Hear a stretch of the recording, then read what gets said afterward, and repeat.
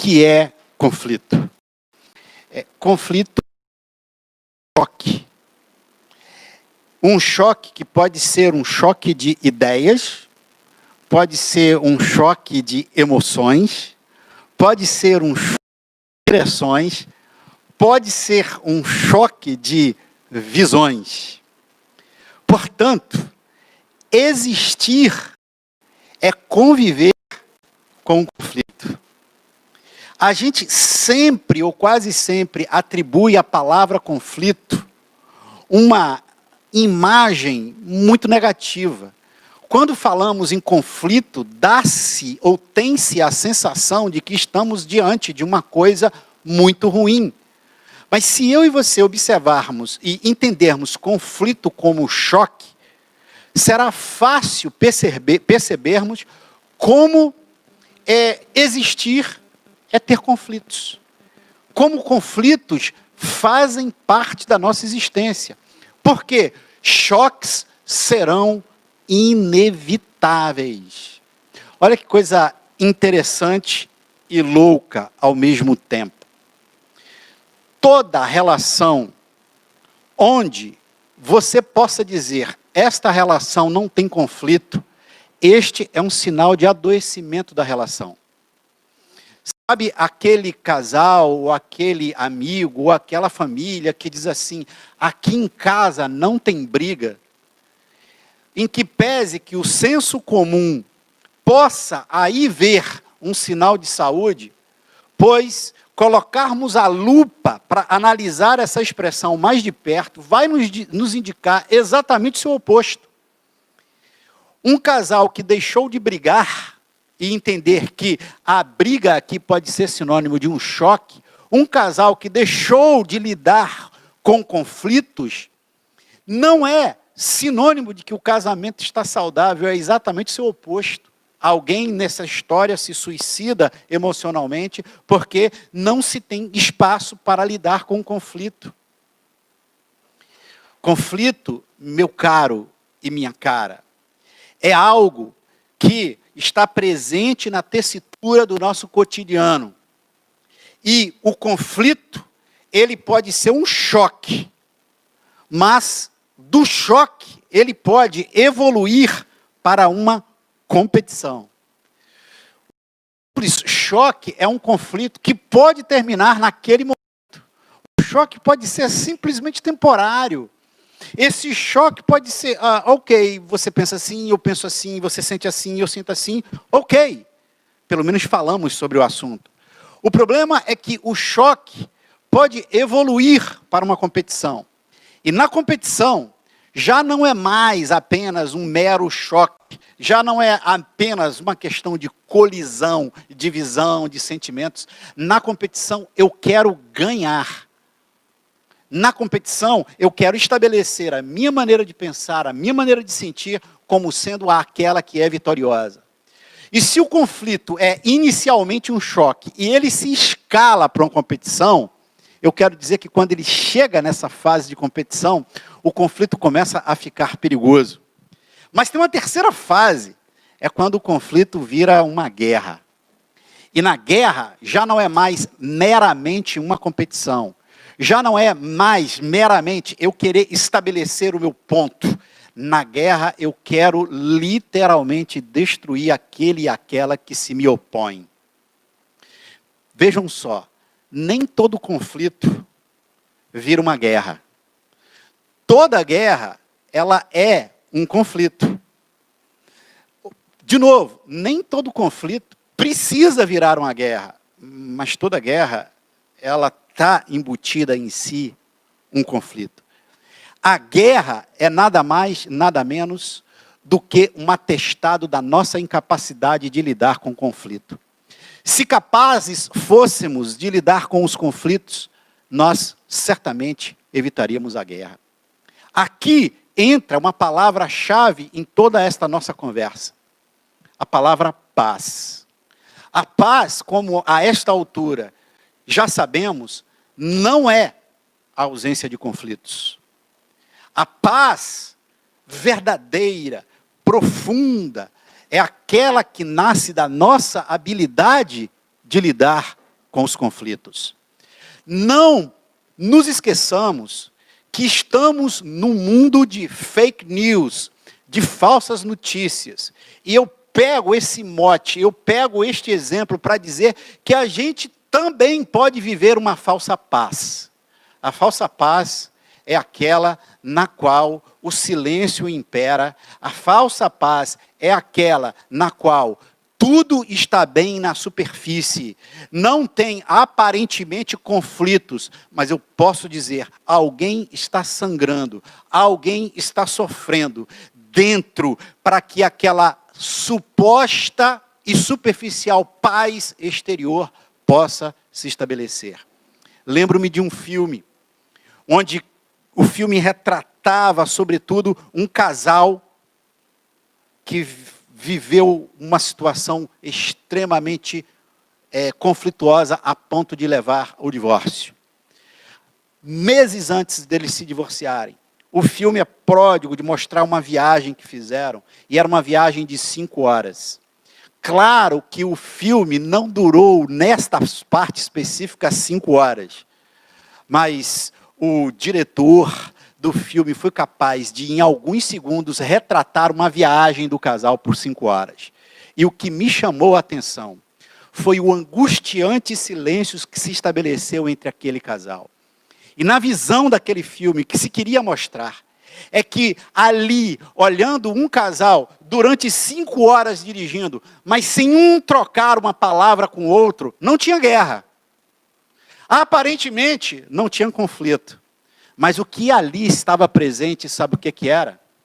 Uma paz superficial, advinda do fato de que, por não saberem lidar com conflito, as pessoas desistiram de aprender a brigar. Desistiram de aprender a gerenciar conflitos. Gente, eu quero lhes apresentar, nesta manhã e nas próximas manhãs seguintes, ou noite, eu não sei quando você vai assistir isso. Eu quero lhes apresentar Jesus Cristo, o príncipe da paz. Alguém que só foi digno de ganhar esse título, entendendo que a profecia de Isaías que está lá atrás se referia a ele, tomando isso como pressuposto, entendendo que Isaías, quando disse, e virá aquele que é uma criança, e ele será maravilhoso, e ele será conselheiro, e ele será príncipe da paz, entendendo essa referência como a pessoa de Jesus, eu fico perguntando a mim e te pergunto, o que será que tinha em Jesus que ele mereceu este tão singelo, singular príncipe da paz? Presta atenção, ele não era um gerente da paz, ele não era um soldado da paz, ele não era um tenente da paz, ele não era um almirante da paz. Veja que eu estou subindo a patente, ele era o príncipe da paz. Alguém tão cheio de paz, alguém que sabia espalhar paz por todos os seus poros e por todas as suas relações, a ponto de para ele e dizer, olha aqui, este não é um ser belicoso, Jesus não é um ser truculento, Jesus não é um ser autoritário, ele é o príncipe da paz. Acontece que quando a gente olha para Jesus, vendo-o a partir deste título, príncipe da paz, isso pode nos levar à ideia de que a vida de Jesus foi calma, serena e tranquila. E de que Jesus foi um ser calmo, sereno e tranquilo. Não. Jesus não foi apenas calmo, sereno e tranquilo. Por favor, eu conto com a sua boa vontade hermenêutica, a sua boa vontade interpretativa. Eu quero te dizer, olha a frase que eu vou te dizer, interpreta-a bem aí no teu coração. Jesus perdeu a cabeça. Jesus teve discursos aos quais eu e você veremos, poderiam ser inclusive classificados como discursos violentos. Violentos não no sentido mais duro do termo. Jesus bateu na mesa. Aliás, Jesus virou a mesa. Jesus pegou um chicote e desceu chicotada numa galera. Jesus disse a determinadas instâncias políticas, chamando um ente do Estado daquela época de raposa. Jesus viveu como príncipe da paz, mas ele nos ensinou de maneira maravilhosa a entender que paz não é ausência de conflito. A verdadeira, duradoura e profunda paz só nasce da nossa capacidade de lidar com conflitos. Um breve passeio sobre a vida de Jesus, a moldura da vida de Jesus. Jesus nasceu, viveu e morreu numa moldura histórica, marcada pelo conflito. Se não, veja, Jesus quando nasceu, o rei Herodes, aí tem aquele célebre livro, né, da guerra entre os dois deuses. Jesus nasceu e o rei Herodes, querendo saber onde ele iria nascer, e por não ter informações precisas sobre o nascimento, e o rei Herodes, um patético rei da Palestina, ali, por não saber onde Jesus, que era considerado e tinha-se a expectativa de ser o rei dos judeus, e o Herodes, olha que coisa interessante, o Herodes vendo no nascimento de Jesus uma ameaça a seu próprio trono, o rei Herodes falou, eu preciso eliminar isso aqui. E como é próprio daqueles ditadores, como é próprio daqueles que tendo poder, não tendo qualquer generosidade, o rei Herodes chegou à seguinte conclusão: deixe-me matar, neste período, todas as crianças abaixo de 2 anos. Porque, ao fazer isso, eu conseguirei, ainda que não saiba onde Jesus vai nascer, eu conseguirei eliminar a ameaça. Observa que o próprio nascimento de Jesus já se dá num contexto de conflito. E aí, meus caros, Jesus, por causa desse conflito, Jesus, então, se torna um refugiado. Jesus foi um refugiado. Mateus capítulo 2, versos 13 a 15. Depois que os sábios partiram, o anjo de Deus apareceu outra vez a José num sonho e ordenou: levanta-te, pegue o bebê e sua mãe e fujam para o Egito. Fujam para o Egito e fiquem lá até que recebam notícias. Herodes está perseguindo a criança Jesus e quer matá-la. José obedeceu. E na escuridão da noite, sabe por que não em pleno dia? Porque na escuridão da noite eu tinha maior chance, a família de Jesus tinha maior chance de ser bem-sucedida na sua fuga. E na escuridão da noite, levantou-se, pegou o bebê e a sua mãe. E prosseguiram viagem e foram até o Egito. Olha que coisa, eles viveram no Egito até a morte de Herodes. Eles viveram no Egito até a morte de Herodes. Gente, estamos num dos momentos da história humana onde a crise de imigração, massas e massas e massas de refugiados estão chegando nos diversos países. Claro que a pandemia, ela simplesmente traz um elemento novo a esta história. Mas você sabe o que faz uma família sair da sua casa, cortar todos os laços, ir para uma terra que não conhece, com uma língua que não é sua, com uma estética que não é sua, com uma cultura que não é sua. E outra coisa, refugiados nem sempre não saem das suas localizações originais de primeira classe. Enfrentam o frio absurdo da manhã, enfrentam as noites escuras, entram ilegalmente por fronteiras e chegam num país que muitas vezes, e muitos dos seus habitantes, têm medo desses refugiados e não os recebem. Eu tenho uma notícia para dar a mim e a você. O nosso Jesus, tão sempre cantado como o nosso Salvador, e Ele o é, Ele foi refugiado. Portanto, quando alguém, um dia, vir uma cena na televisão de mães vendo seus filhos sendo esfolados pelo frio depois de caminhadas longas, porque regimes ditatoriais, autoritários, simplesmente impuseram guerra guerra no seu espaço, levando essas famílias a saírem de um lugar para outro. Sabe onde é que Jesus está nisso? Não do lado do ditador.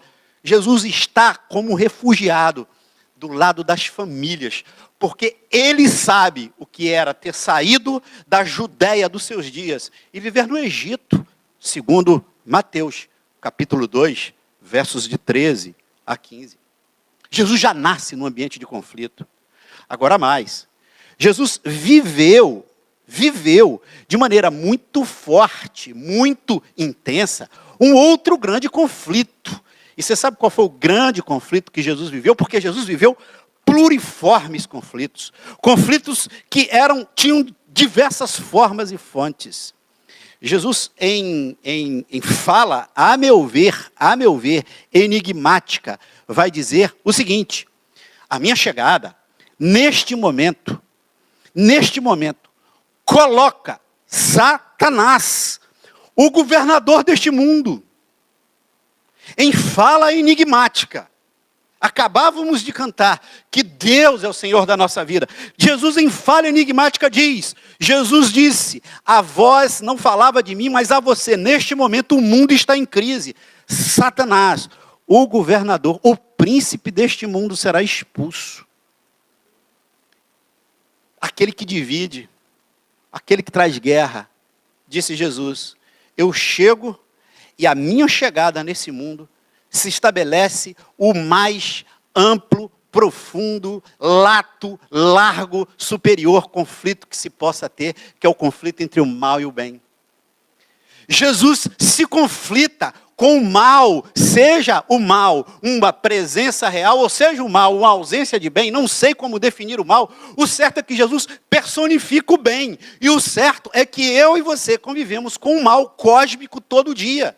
Nesse exato momento, este mal cósmico está aí presente. E Jesus diz, eu estou aqui, gente, e eu, estando aqui, represento o bem, julgo o governador deste mundo, subjugo o governador deste mundo, subjugo o mal, o que representa que o conflito, um dos conflitos que Jesus viveu, foi precisamente, segundo João, capítulo 12, verso 31, um dos conflitos que Jesus viveu foi o grande conflito entre o mal e o bem, esse conflito cósmico absurdo. Mas Jesus teve outros conflitos, gente. Jesus teve um sério conflito. Sabe com quem? Jesus teve um sério conflito com a religião institucionalizada dos seus dias. Se não vejam, os fariseus e alguns líderes religiosos, não só os fariseus, vindos de Jerusalém, reuniram-se à volta dele para reclamar que os discípulos dele eram negligentes com as purificações rituais antes das refeições. Diz-nos Marcos capítulo 7, verso 1. Os fariseus, judeus em geral e outros, jamais participariam de uma refeição sem primeiro proceder ao ritual da lavagem das mãos. Principalmente se tivessem chegado da feira, para não mencionar como limpavam canecas, panelas e outras vasilhas. Acho que a gente entende isso em tempos de pandemia, né? Os fariseus e os líderes religiosos perguntaram, por que seus discípulos desses respeitam as leis, fazendo as refeições sem lavar as mãos? Ah, gente, como, e eu já falei isso aqui dezenas de vezes ao longo desses 20 anos, como a ausência de inflexão de voz, como a ausência de ouvir o tom de voz, não deixa a gente perceber determinadas nuances do texto bíblico. Porque quando a gente está lendo o que está posto nos lábios de Jesus, a gente não está ouvindo a sua voz. E eu e você, a gente vai ver isso aí nos próximos domingos, eu e você que, se quisermos aprender a lidar com o conflito, a gente deve deixar de escrever e conversar com as pessoas. Não se lida com conflito pelo WhatsApp. Não se lida com conflito de maneira saudável, pelo menos conflito com quem você ama, através de Facebook. Não se lida com conflito escrevendo. Sabe por quê? Porque o que você escreve tem um vício de origem, sabe qual? A ausência do tom da tua voz. O teu rosto. A maneira como você se dirige. E isso nos falta. Porque a gente lê o texto, Só com as palavras. A gente não tem a expressão facial de Jesus. A gente não tem o tom de voz dele. Mas a gente pode imaginar. Dá uma olhada. Os fariseus e líderes religiosos perguntaram: por que seus discípulos desrespeitam as leis, fazendo as refeições sem lavar as mãos? Jesus reagiu. Eu vou encenar. Isaías estava certo a respeito de vocês. A respeito de enganadores como vocês são. Você sabe uma determinada parte da nossa sociedade onde se xinga a mãe do outro dizendo: prezada excelência, a sua terrível genitora, né? Você sabe que os canalhas podem ser muito gentis, né? Ou seja, eu me lembro de um dos mais nobres canalhas que eu conheço da minha história. Era o cara mais polido que tinha. Usava bem as palavras, o português, mas era capaz de, com a sua superficial e falsa polidez, lhe enfiar uma faca no coração, se é que você me permite essa metáfora. Observa que Jesus reagiu. Isaías estava certo a respeito de enganadores como vocês. Ele acertou em cheio quando disse a respeito de vocês: este povo faz um grande show, dizendo as coisas certas. E aí ele vai.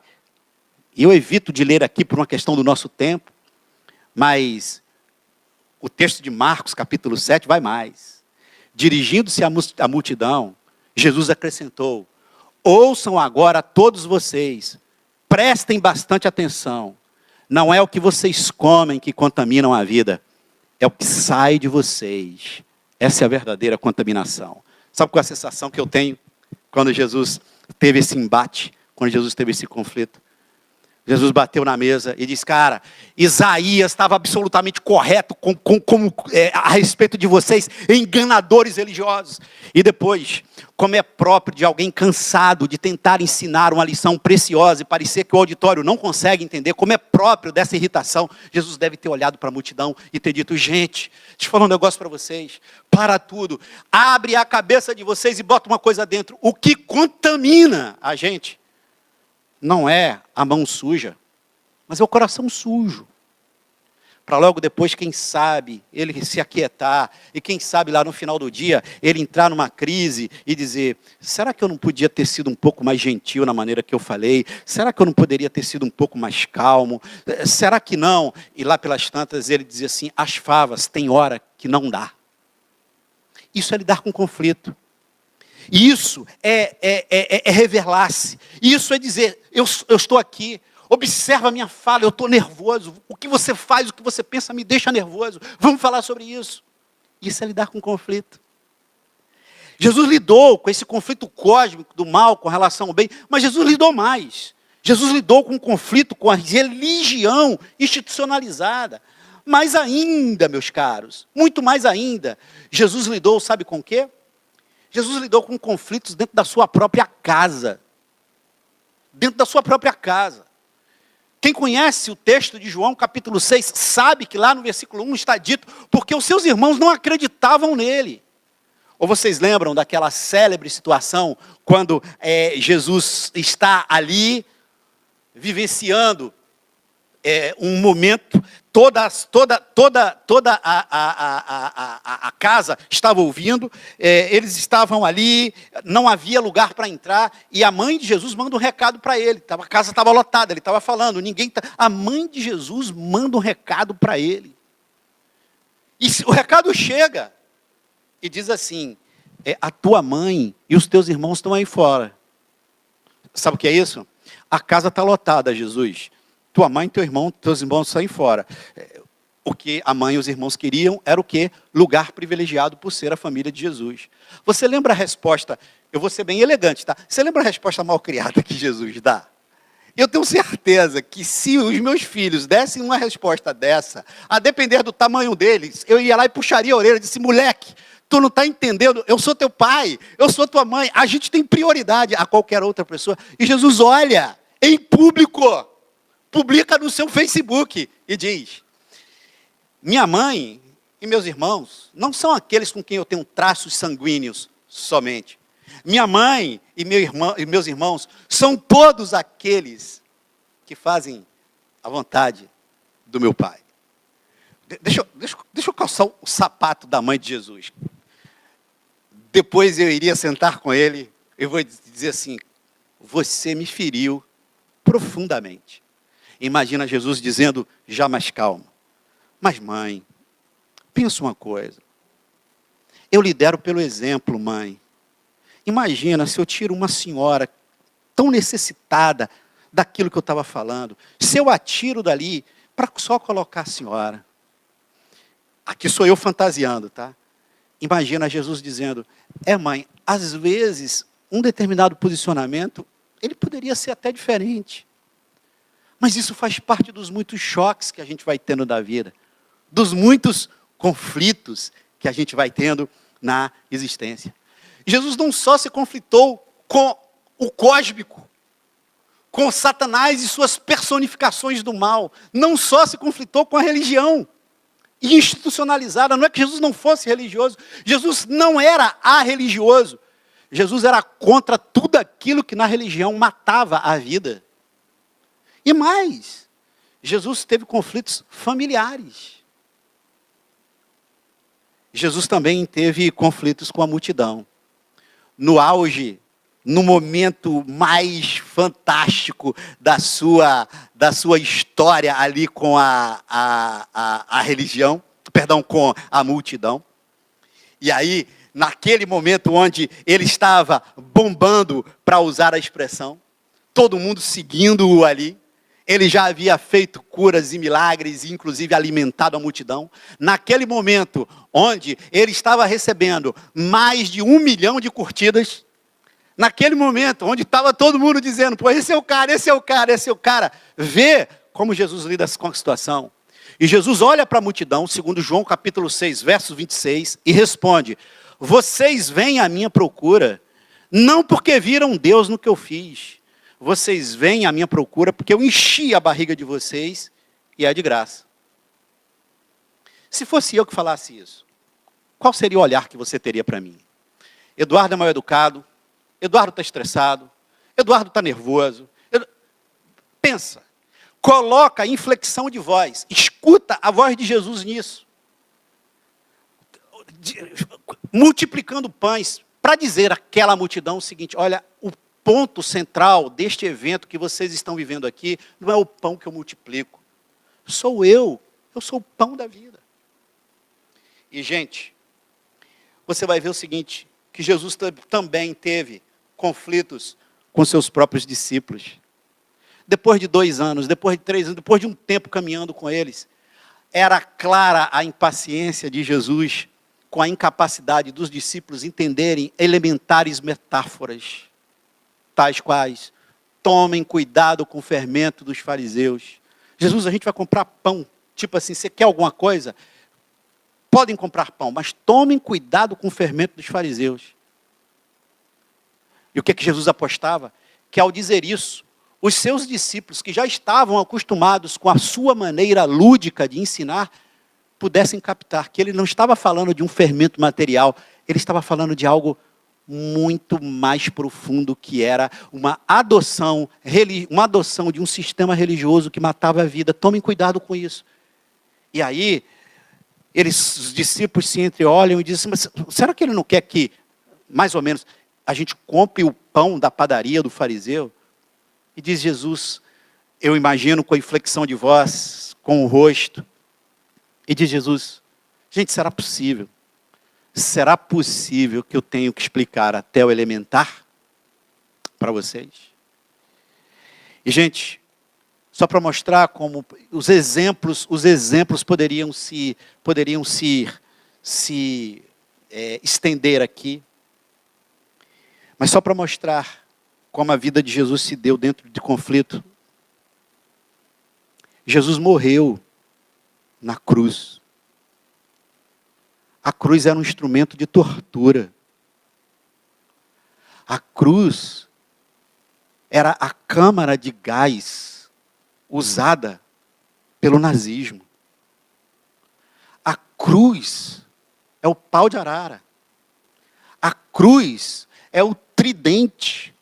A cruz é a máscara de ferro que se colocava no rosto daqueles que ousavam ou desafiar um sistema, ou nem desafiar, só eram vistos como perigosos para o sistema. Jesus é o meu Salvador. Ele morreu na cruz, sim, para nos salvar. Do que é uma outra discussão, mas morreu sim para nos salvar. Mas o que a gente esquece é que Jesus foi visto por um sistema religioso e político como alguém perigoso, portanto, alguém que poderia causar a esse sistema religioso, econômico, social e político graves problemas. E o que é que sistemas majoritários, econômicos, sociais, políticos fazem com aqueles que se apresentam como ameaça? O que a história nos diz? Antes e depois de Jesus. Eles são mortos. Mortos. E se não tiverem a bênção de estar numa democracia, são mortos violentamente pelas autoridades. Jesus foi morto na cruz. A cruz era um instrumento de tortura. Ele nasce e um rei se sente ameaçado por ele e ele é refugiado. Ele morre torturado. Jesus foi torturado. Porque se você me der a honra de você parar, não agora, mas depois, e colocar na bênção da internet sobre o que era o sofrimento de um crucificado, você vai ver que, segundo os relatos bíblicos, se Jesus é crucificado às 9, seu corpo tirado às 3 da tarde, nós estamos falando de mais ou menos 5 horas, mais de 5 horas de ininterrupta tortura. Até o ponto, quando ele diz aquilo que os torturados, num certo sentido, dizem, se partirem do mesmo pressuposto que ele. Pai, nas tuas mãos, eu entrego o meu espírito. Gente, você observou meu tom de voz? Você observou que eu abri ou dilatei a pupila aqui em alguns momentos? Você percebeu meu gestual? Como é que eu podia falar disso da seguinte maneira? Jesus lidou com conflitos. E os conflitos de Jesus, ele nasceu e foi refugiado. Não. Não. Esses conteúdos, quando entram na gente, eles nos atravessam e nos constituem. Alteram a nossa pupila, o nosso tom de voz. E você sabe onde é que eu aprendi isso? Eu aprendi isso com um ser maravilhosamente humano, chamado Jesus, que gritou, que virou a mesa, que alterou a voz, que dilatou a pupila, porque isso é lidar com conflito. E que apesar de tudo isso, ele ainda pode ser considerado o príncipe da paz. Não é curioso como é que alguém marcado por tanto conflito, choque, guerra, violência, não é curioso para mim e para você, como que esse ser marcado por tanto conflito não se deixou destruir por nenhum desses conflitos e nem destruiu ninguém? Não é curioso? Você não tem curiosidade de saber, mas afinal de contas, qual é o modo de Jesus lidar com conflitos? Qual é o Jesus way to handle conflicts? Qual é a maneira que Jesus tem para lidar com conflito? Como é que ele agiu? Como é que ele fez? Na hora que ele foi atacado, na hora que o Estado foi lá e o torturou, o que ele fez? Como é que ele fez? Como é que ele se posicionou? Quais foram as suas ações e reações? E como é que isso pode me ajudar e te ajudar a lidar com os nossos conflitos familiares, políticos, sociais, econômicos, mundiais e cósmicos? Porque, meus caros, eu e você estamos debaixo da mesma situação de Jesus. Temos conflitos. A questão é como é que a gente lida com eles. Mas sobre isso, eu vou te contar nos próximos 6 domingos. Te aguardo aqui no próximo domingo. Feche teus olhos por um instante. Pai querido, muito obrigado Jesus querido, muito obrigado. Muito obrigado pela tua humanidade. Muito obrigado porque você não criou uma maquiagenzinha externa para dizer para a gente que a paz é a ausência de conflito. Muito obrigado, Jesus, porque você viveu dentro do conflito. Muito obrigado porque tua postura muitas vezes gerou conflito. Muito obrigado, Jesus, porque por ter vivenciado conflitos, a gente pode olhar para você e te dizer que você é um modelo para a gente lidar com os nossos conflitos. Agora, Jesus, mais do que tudo, muito obrigado, porque o teu Espírito está dentro da gente. E esse teu Espírito pode dominar o nosso espírito, de uma maneira que o teu jeito de viver pode ser replicado, especialmente quando a gente vai lidar com conflitos. Que seja assim, Jesus querido. Amém, amém, amém e amém.